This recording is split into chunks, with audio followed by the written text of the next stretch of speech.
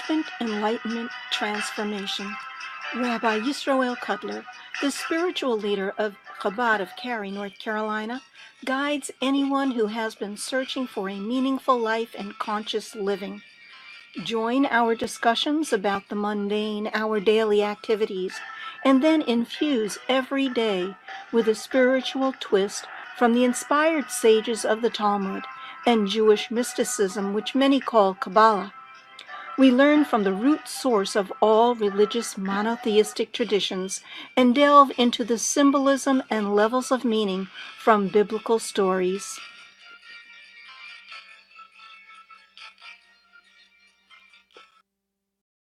A crowd like this here, I'm looking forward to a really neat discussion. And a thank you to everyone who is tuning in all over the world. I know, Debbie, you told us that you are listening, and we look forward to hearing from you during the program. And thank you to Amnon Nissan of Nissan Communications for live streaming this all over the world. If you have a question, let us know in the chat box, and we'll feature it as part of the program. Today's January 31st, 2017, the 4th of Shvat. Our topic, a hardened heart. And Liz, you asked this last Shabbat, how do we make sense out of Pharaoh's hardened heart? We have a whole class on that today. Yay. And what I like about today's class is not only will it discuss a important story in the Torah, a theological problem, but I think we'll also end up with some lessons in our own lives today. Let's make sure we have place for everyone around the table. Okay. Jump me on the spot. So the name of the Torah portion is Bo. Bo. Bet Aleph. Bo is the name of the Parsha. Bo has in it the last 3 of the plagues. The first 7 plagues were in last week's Torah portion. This week's portion has the latter 3 plagues, concluding with Pharaoh finally agreeing that the Jews leave Egypt. As a kid, we always learned the way to remember which plagues were in which parsha is Bo. How do you spell Bo in Hebrew, Hal? Bet Aleph. What is the numerical value of Bet and Aleph together? 3. The last 3 plagues are in this week. Oh. So, and by, the first 7 are last week. The last 3 plagues, locust, darkness, death of the firstborn, are in this week's portion. The name of the parsha is Bo, come. God begins the parsha by telling Moshe, come to Pharaoh, Bo el Paro. It's time to warn him for the next plague, page 58, text 1. Jersey, why don't you begin? God said to Moses, come to Pharaoh, for I have hardened his heart and the heart of his servants, in order that I may place the signs of mine in his midst. Come to Pharaoh and give him another warning. Plague number 7 is coming. Why am I doing this? I want to show my wonders in Egypt. The point of the plagues were not just vindictive, but it was educational. It was to show Egypt as well as the Jews about God. It was really to give us our faith until today. So much of the Jewish history is based on the story. So God says it's going to get better. More plagues are coming. Why? I have hardened Pharaoh's heart. I've made Pharaoh stubborn. I've made him stubborn. And by making him stubborn, I will be able to increase my plagues. Problem. Do we have a chair? I mean, this is problematic on many, many levels. It sounds like a setup, yes? There's a fan up, I think should the side open? Oh, it should be closed. Thank you so much. That would be mine. Thank you, Brian. This is problematic. It almost sounds like God is like framing him. Imagine planting the evidence and then holding charges against him. God makes him stubborn and then punishes him. So this is a problem. And not only is it a problem as far as this story goes, but I think it has broader theological problems. What would that be? What would the broader theological problems be beyond just this story? Free will. I mean, You're if God... doing bad. I mean, it's like he's encouraging you to do bad. Right. Well, but God didn't give him free will because Right. it hardened his there heart. you go. God Right. didn't. Right. God Took away didn't his say, free will. I'm gonna, I'm gonna tempt him to for another plague. He Right. made it so he didn't have the will. And once you say this happens sometimes, where do you draw the line? Do we say, God forbid, when it comes to a criminal? Yeah, God made me do it. Exactly. I mean, you've now undone. You've now undone. Heard that, haven't you? You've undone one of the central tenets in Jewish faith. That we're in the driver's seat, we have freedom of choice. So this is a dual question. It's a question on this story, but it also, as we see in text 2a, Dennis, the Midrash, we're not the first to ask this question. I think there's something else about one. And Come to Pare? instead of go. So to me, come is that Moses should try to have a relationship with Pharaoh, try to make a last-ditch effort of freeing Pharaoh from Good. what is happening. What Hal is mentioning here is the word in Hebrew, come to Paro, is odd. It should say go to Paro. What is the difference? If I say, hey, Jersey, let's come, let's go, what's the difference? If I say go or come? Go means away, and come means come towards me. Interesting. That's basically. Yeah, come is towards. It also sort of implies God's going with him, I think. If God says go to Paro, but come is there. So there is something about an intimate meeting of minds that he's saying, before you, to really change Paro, first you have to enter into Paro, so to speak. You know, sometimes the way out is first by entering in. So you're right, Hal. There's something about really seeing Paro for who he is, and that will allow eventually the Jews to leave. Okay, but Rabbi Yochanan asks, 2a. Okay, 2a, Rabbi Yochanan said, does this not provide heretics with grounds for arguing that he had no means of repenting, since it says, for I have hardened his heart? All right, so 2,000 years ago, this question was already asked. Rabbi Yochanan, one of the sages in the Talmud, says this is theologically problematic. This is theologically problematic. So what we're going to do today is mention 2 or 3 of the answers you may have heard or may not have heard before about this question, and then give a different kind of answer, a deeper answer. But let's start with the pshat. Let's start with the simple explanations. The first is what I mentioned to you, Liz, on Shabbat, text 2b. Rabbi Yochanan asks his question. He couldn't have repented. And what is the Midrash's answer? So, Brian, 2b. Rabbi Shimon ben Lakish replied, let the malice of the heretics be stopped up. When God warns a man once, twice, and even a third time, and he still does not repent, then does God close his heart against repentance so that he should extract vengeance from him for his sins?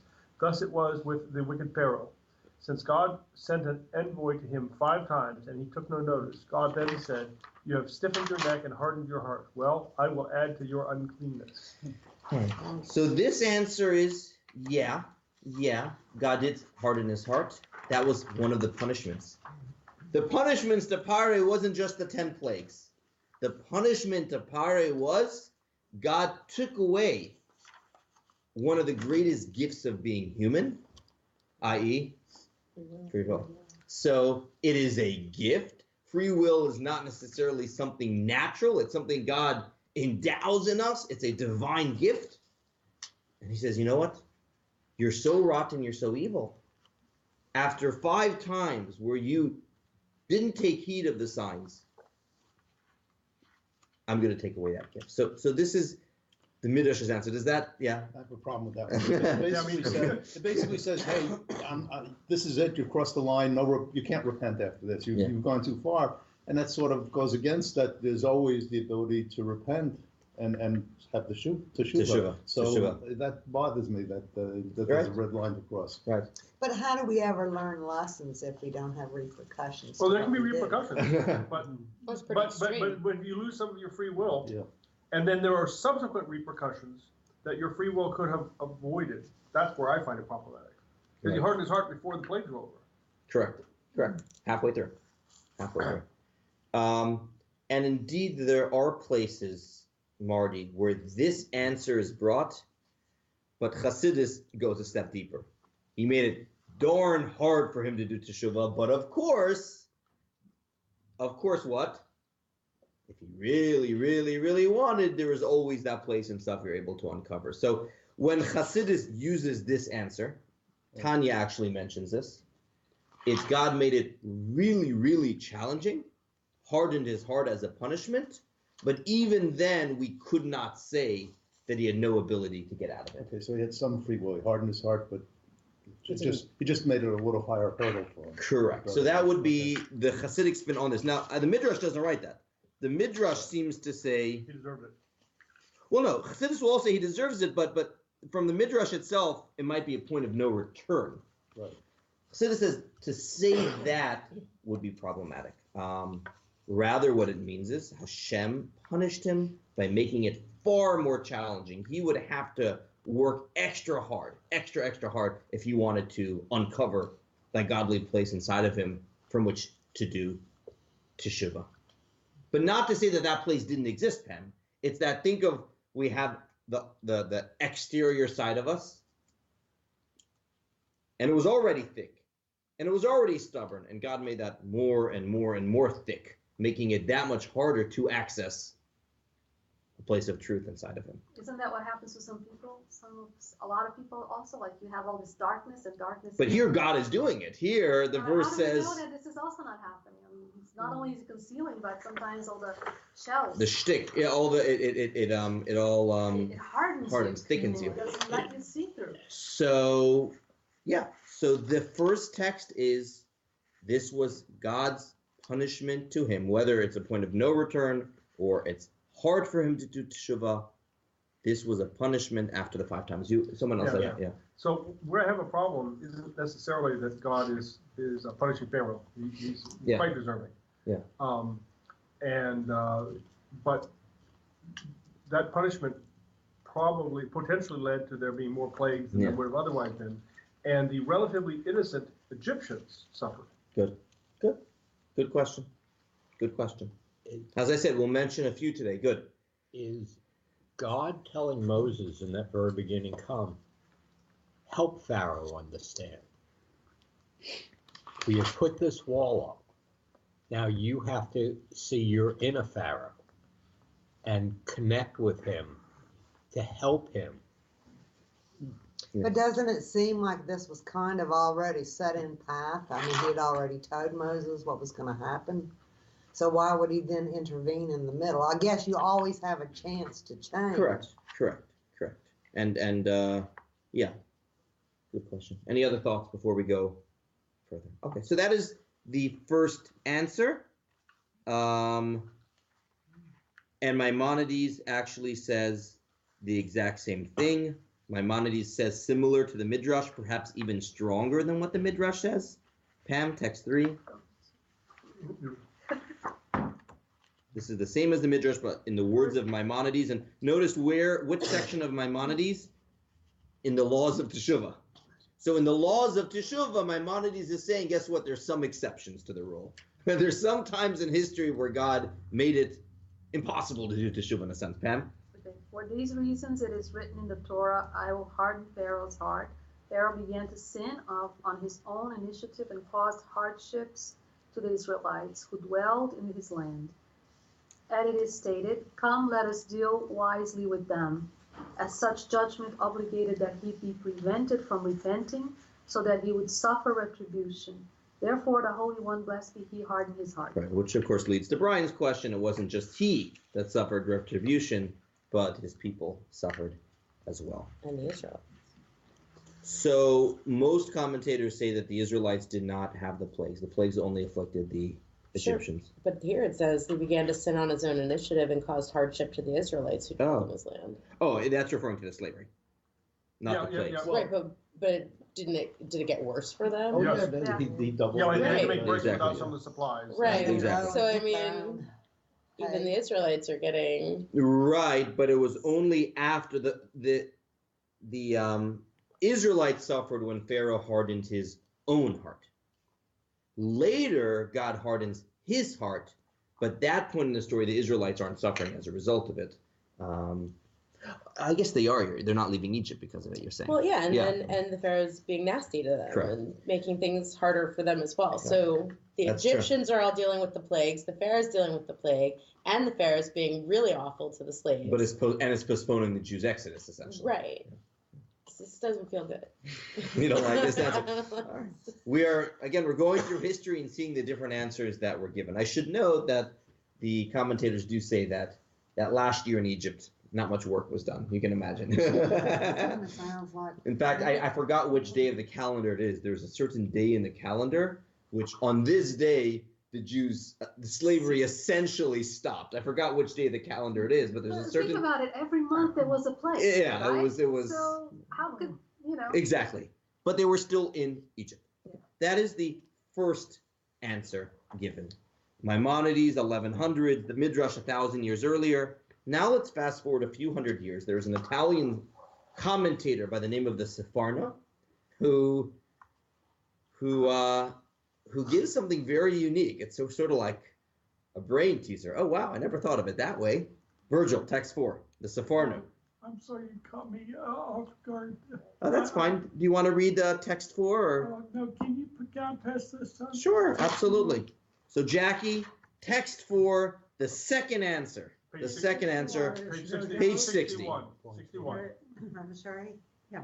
There is no doubt that if Pharaoh's heart hadn't been hardened by God, he would have sent the Jewish people free, not out of penitence and subjugation to God, blessed be he, but because he would have been unable to bear the agony of the plagues any longer.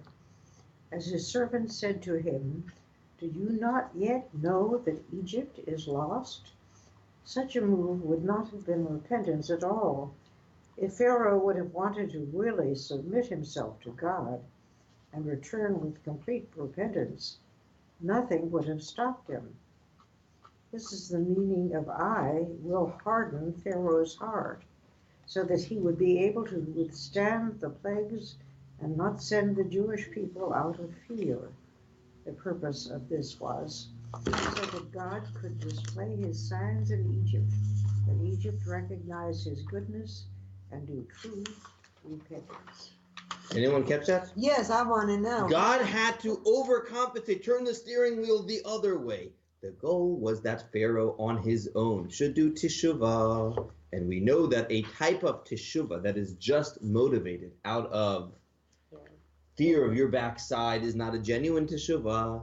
So God gave him thicker skin to have freedom of choice. The hardening of the heart didn't remove freedom of choice. The hardening of the heart put him back in the driver's seat to allow him to have freedom of choice, that it wasn't a no-brainer to let the Jews go. Again, this is... Thoughts on that? Well, I do. Yes? A yes, lot I of thoughts. do. I keep thinking, if I have this straight, that Pharaoh would not have prayed to the Hebrew God. So why would he have really cared to do what the Hebrew God would have wanted him to do? Well, I guess, yeah, I mean, before the story even starts, he says, I've never heard of this Hebrew God. Part of the purpose of the plagues was to educate him. So by this time, by this point in the story, he's already cognizant of the fact that there is one God, not multiple gods. He accepted that? He's supposed to. That was the goal. We had one text after the plague, and we mentioned it on Shabbat. Well, What were you going to say, Dennis? It's all in God's plan then. Well, I thought Right, it's sort of right. the case that God made a convincing argument to Pharaoh that he was a powerful God. I don't know about the argument that he was the only God. Correct. And a polytheist like Pharaoh was would get that pretty easily. Yeah. We mentioned on Shabbat that it was after the 7th plague that we see something unusual from Pharaoh, and we'll just do this briefly. At the end of last week's Torah portion, he writes, after the plague of hail, which was unique in its effect on him, he writes as follows. Pharaoh quickly summoned Moshe and Aaron, This time I have sinned. God is the righteous one, and me and my people are wicked. That was unique. The first 6 times, he basically just says, all right, I'll let them go because he wants the plague to stop. And then he changes his mind. After the 7th time, he actually says chatasi. It's like a Yom Kippur word. I have sinned. It didn't last.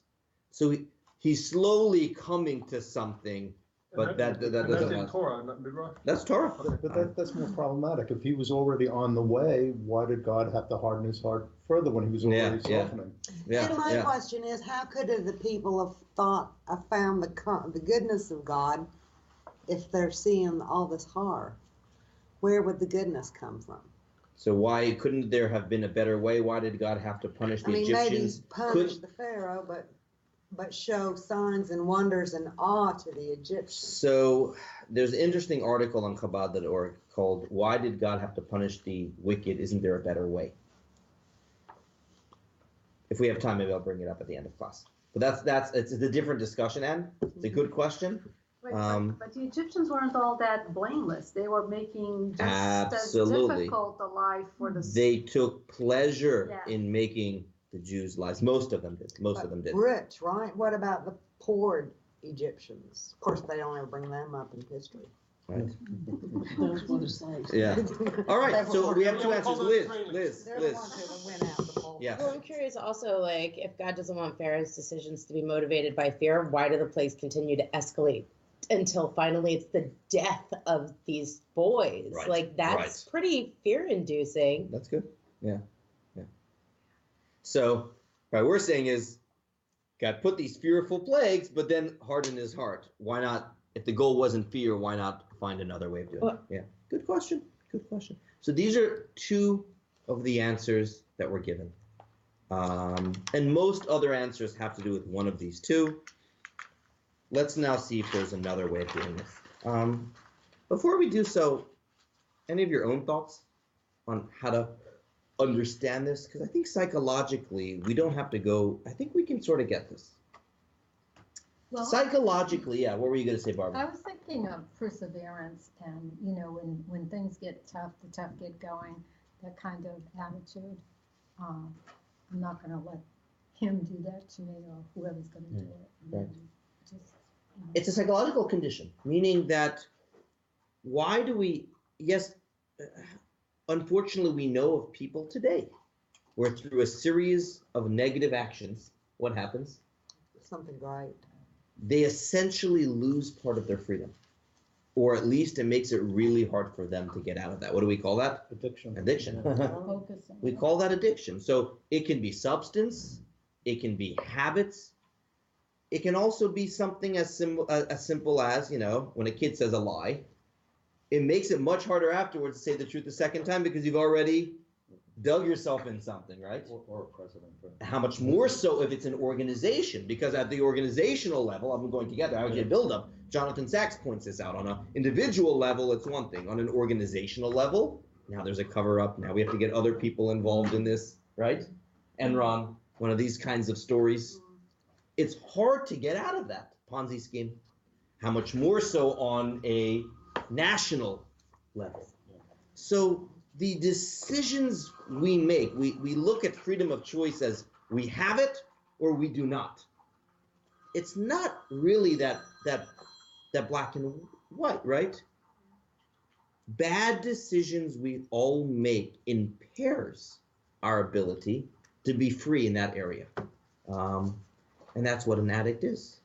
That's what stubbornness is. It closes us off. And we need a lot of times outside help in order to be able to access a place of freedom inside of us. Any thoughts about that? I mean, that's what an addict is. Is an addict free? No. I have another take. Yeah. Which is separate from the punishment side to Pharaoh. The Jews had been in Egypt for 300 some odd years. 200 something. Okay, a long time. Yeah. And I bet had pretty much forgotten their Judaism and Correct. forgotten their awe of God. Absolutely. And so I don't think that it was only punishment to the Egyptians. I think this is also a reacquaintance with their deity in a way that needed to, break free from the environment. Very good. And yeah, the commentators do say that the plagues had a dual purpose. It was just as much for educating the Jews as it was for punishing them.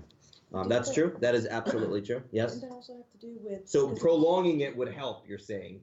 By prolonging this experience, it helps the Jews. Yeah. Because both the Jews and the Egyptians, if they didn't put the blood on the lentil, they suffered. That was Jews. Only the Jews were instructed to do that. But the Jews that did not, is Were what I'm saying. So all of these that's plagues. the nature of That separation, so they would. the terrible thing that came through at night. Yeah. True as well. Yes. I feel like we also talked at shul about like not letting the one bad decision be the thing that colors your perception of that person. Yeah. And is that also, can you bring that back a little? Well, that's a healthy person. A healthy person, last week we spoke about this, a healthy person has the ability, right, to always have their mind rule their heart. And just because we spoke last week, was it last week or 2 weeks ago, about gratitude, even when the same person has also done some negativity. I think it was 2 weeks ago, class. And the ability to choose to be nice to a person, be grateful for the good, despite the fact that they've done some bad to you as well. But that requires a tremendous amount of freedom. It requires you to be living from a very healthy place inside of you, to be able to see the good and not be colored by the bad. So it's Pharaoh, we're saying, is someone who was so closed off from that ability. This is my wife. Give me a second. Sometimes it's hi. Okay. Okay. Okay. Thank you so much. She knows in a class, and it was a voice. It was a voicemail. The plan was to leave a voicemail. Sorry. So Pharaoh lost that place inside of him. How? Because through God, through who? Through his own actions. His own stubbornness made him an addict. And God allowed him to go in the direction that he wanted to go. But let's talk about this a little bit more. Let's do a few more. His God, he was an addict. Of power. Of power, of ego. Of ego. Of, as we will continue. Page 62. Let's take a step back and identify what it means to be able to choose. What does it mean to be able to choose? As I mentioned, freedom of choice is a gift. God tells us in text 5a. Any comments from the online community, Amnon? Not at present. Okay. Debbie, I hope you're listening. Debbie is listening. Okay. Let's take a step back from the two answers we have and talk a little bit about choice and what choice means. 5a. Behold, I have set before you today life and good and death and evil. Where's this from? This is from Deuteronomy, the end of the Torah, where Moshe tells the Jews about, the next words are choose life. But I've placed both in front of you. One is chaim, it's life and good. One is death and bad. And the meaning here is that what is good is essentially alive, and what is evil is essentially dead. Even if right now it is alive, it's not plugged into the source of life, so therefore it is going to die. And then a little bit further in Deuteronomy, verse 19. This day I call upon the heaven and the earth as witness that I've warned you. I have set before you life and death, the blessing and the curse. You shall choose life, so that you and your offspring will live. Okay, so freedom of choice. This is the source, by the way, of freedom of choice in the Torah.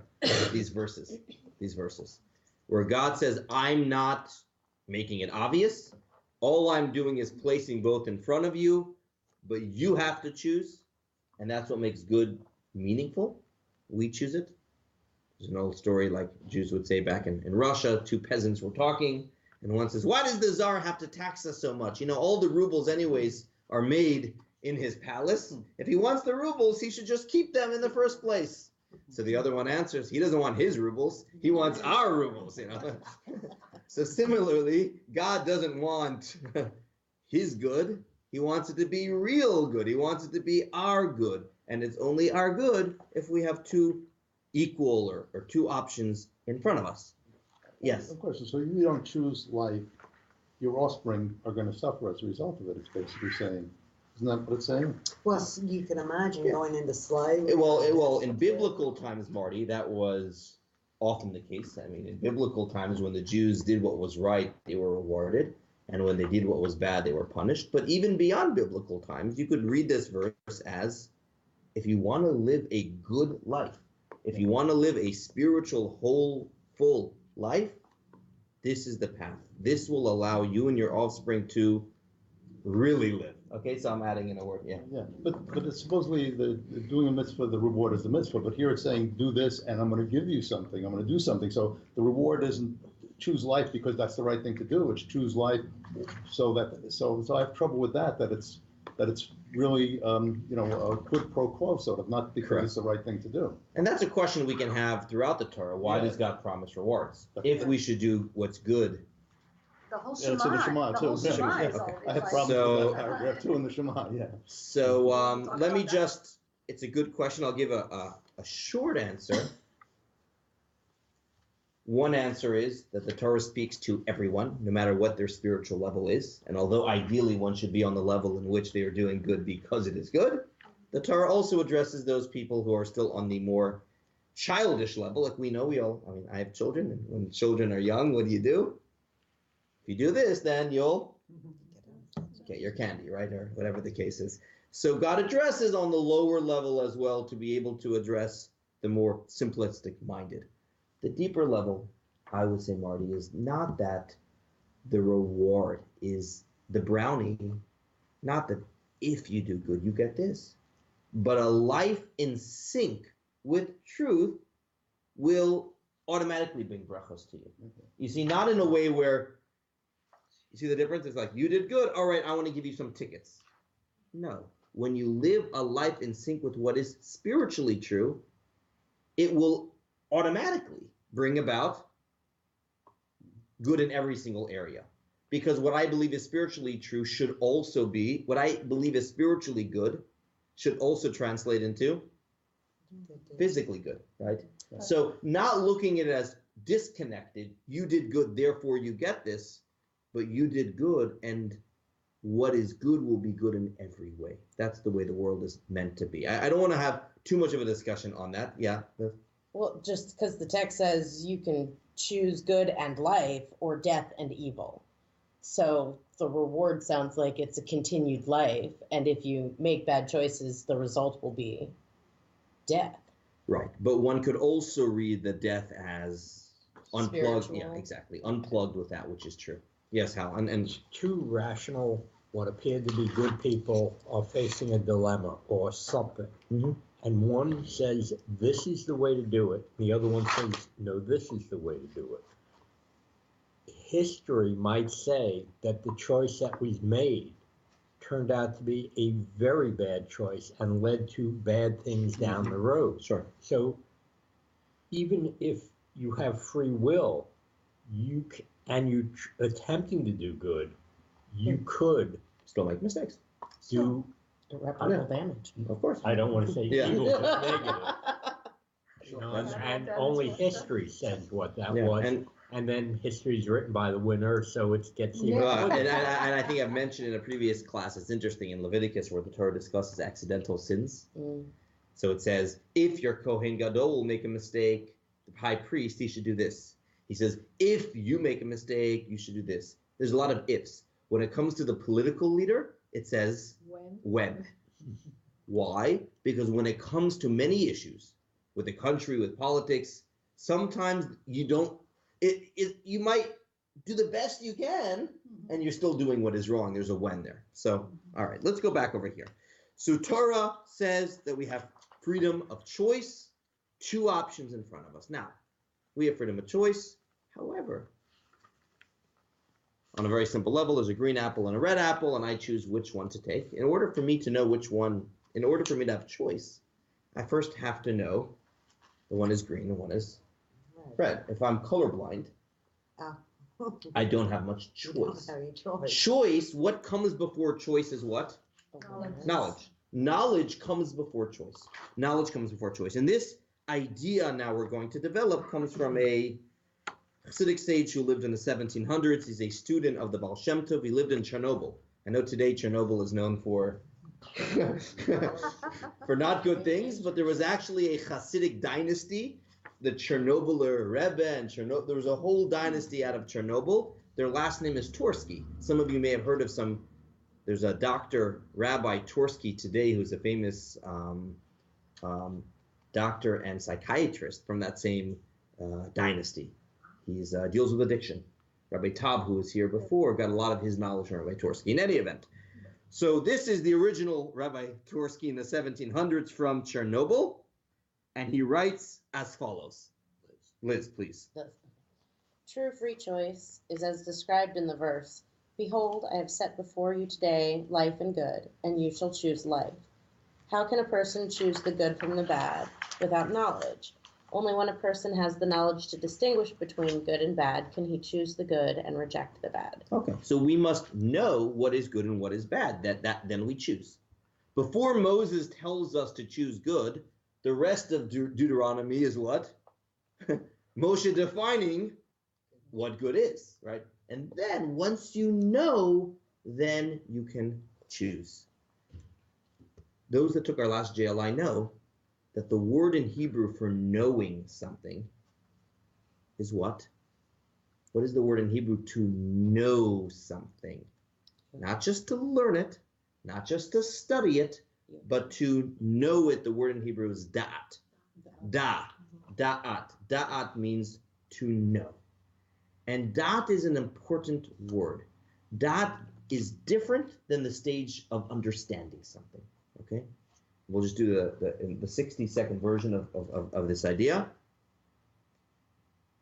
We're at a class today. We're all hearing new information. The first moment where you hear a new idea, let's say you heard that idea about freedom, about God having to harden his heart in order that he have freedom of choice. New idea. That first stage where a new flash comes is called what in Hebrew? Chachma. Chachma means the flash, the idea, the light bulb. At the point of Chachma, you're not able to even explain it to other people very well. It's still settling inside of you. Creative people are blessed with a lot of Chachma. The mind is going, creativity. The next step is internalizing, thinking it over, details, explanations, metaphors. A good teacher is blessed with the ability to have Bina. Women, it says, have an additional Bina over men. Bina is the second stage. Chachma, Bina, the third stage is Da'at. Bina, you understand it very well, but you still don't know it. What does know mean? Text 7. What is the first time in Torah we have the word know? Da'at means knowledge. As in the verse, and Adam knew Eve, which implies attachment and union. Remember the biblical knowing? Why is yada? Yeah. Actually, my question is da'at used in other than this sexual union idea? Yeah, later in Torah It is, it's used okay. for knowledge. Yeah. By the way, Chachma Bina and Da'at is the acronym for Chabad.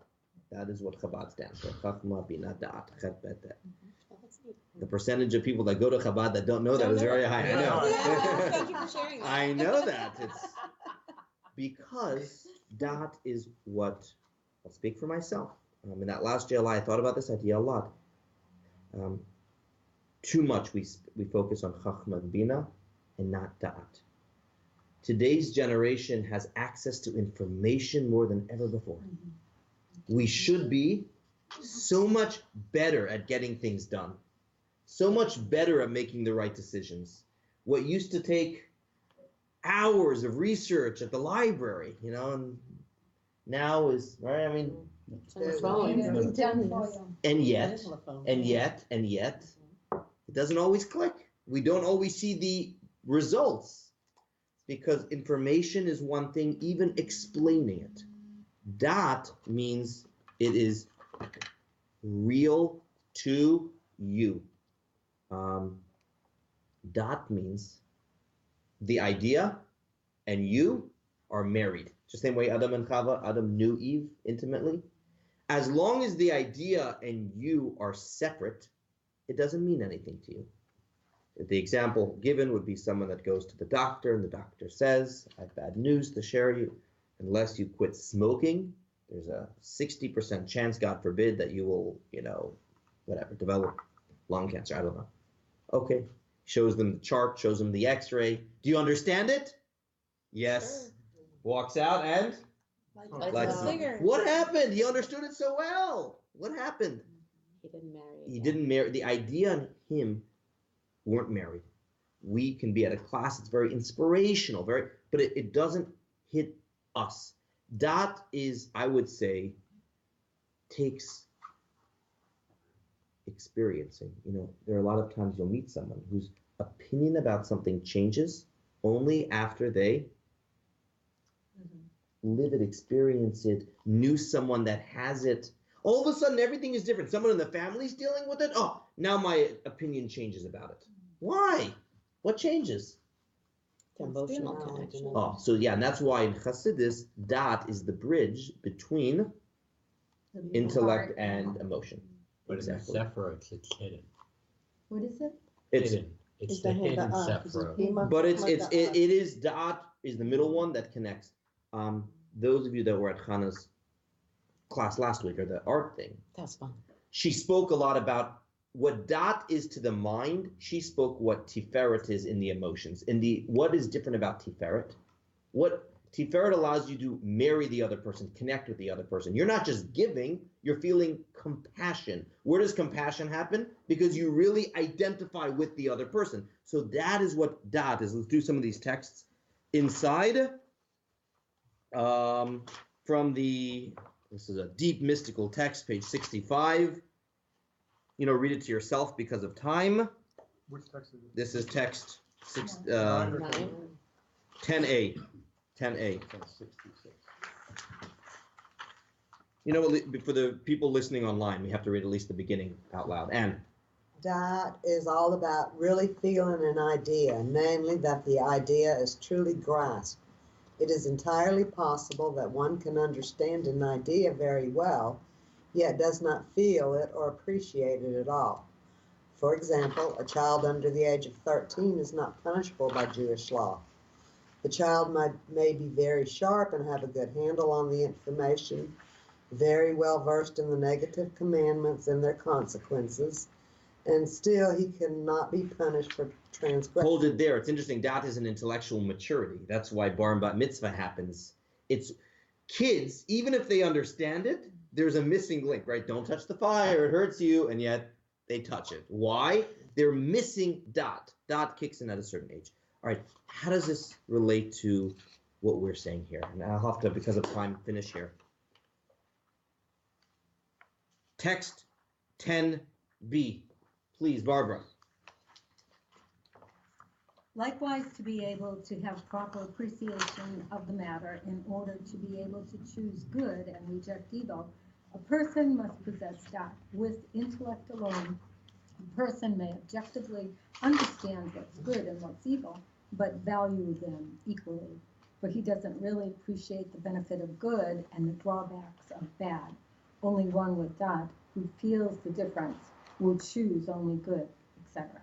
This is what is all about, real appreciation and feeling. So you have many addicts that unfortunately it doesn't kick in. They don't get how they are destroying, God forbid, their lives until sometimes what they call hitting rock bottom. And then there's this moment.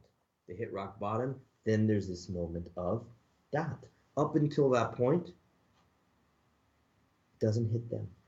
So dat is the ability to truly connect with an idea, to go outside the way you look at it and connect with the idea for what it is. Who cannot have dat? Child cannot? Or an adult that's like a child. An adult that is like a child is unable to have dat. And it's interesting, later in the Tanakh, some of the Haftorahs, not the 5 books of Moses, when it talks about who Pharaoh is, because of time I'll paraphrase this, look at text 11a. Go tell Pharaoh, the king of Egypt, who's the crocodile that lies down in the river and says, the river is mine and I made it myself. Who is Pharaoh? He thinks he is a god. Pharaoh is everything. Pharaoh can't be wrong. Pharaoh made it all. Someone in that condition is unable to have da'at. They're unable to have da'at, okay? The good and bad doesn't hit them because they are living in their reality, in their world. So the understanding here was not that God took away Pharaoh's freedom of choice. Pharaoh didn't have the da'at necessary to choose between good and bad. Yes, God hardened his heart. But the hardening of the heart was not what took away his choice. His inability to go outside of himself is what did it himself. Rabbi. Yes. Debbie has a comment here. She says, how to maintain that? Because we may be motivated to change our behavior for the good, but that can fade when time passes and situation changes. Like that person who stops smoking, but then starts again much later after they are improved. Just like God constantly maintains the world, we must constantly maintain our connection to Him. Takes great strength. Will that love.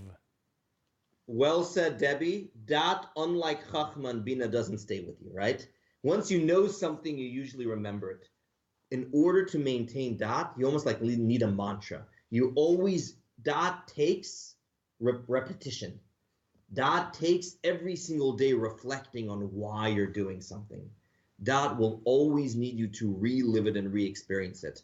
So it takes time. That's why today, even though we have so much information, people don't have patience. Da'at takes patience. It's easy to know something. Da'at doesn't happen by reading a book. It happens when you take the walk alone and it hits you. Da'at takes personalizing the idea. Da'at takes repetition. So yeah, Debbie, there's a lot of, we can have another class how to maintain da'at, but you're absolutely correct. We're absolutely correct. Da'at takes repetition. But going back to Pharaoh, the Rabbi Tursky of Chernobyl finishes off in text 12. During the period of exile in Egypt, da'at was exiled. There was no da'at. It turns out that Pharaoh's free choice wasn't taken away. He really didn't have it to begin with. Part of the liberation was achieving this. And that's who Pharaoh was, a big child, a stubborn person closed off to real people, real feelings, real experiences, unable to see good and bad because he was closed off. And the lesson for us in our own lives, thank God we're not pharaohs. Thank God our problems are much smaller, but there are times where when we find ourselves frustrated by, I know what's right, how come I can't be making the right decision?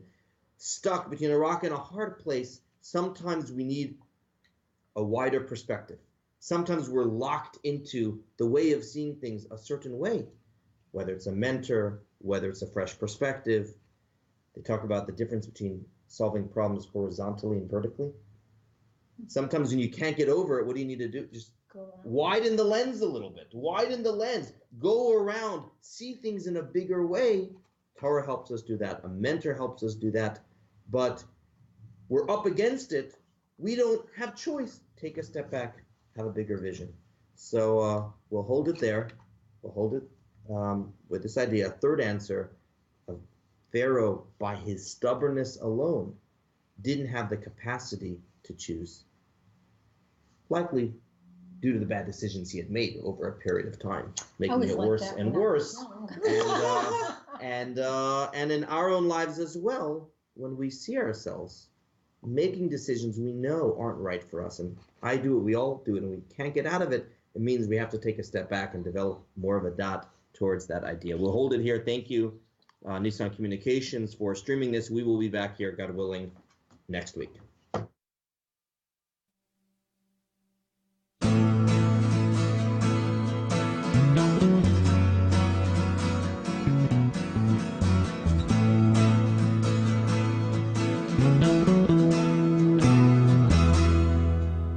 You are tuned to the Nissan Communications Network. If you tuned in too late, you can always watch each program in its entirety or download an MP3 audio file of it in the archives section on nissancommunications.com. Don't forget to subscribe to our YouTube channel, follow us on Twitter, and like us on Facebook. Sponsored by Atomos.com, makers of quality video recorders and converters, CarolinaApparel.com, and DeltaForce.net.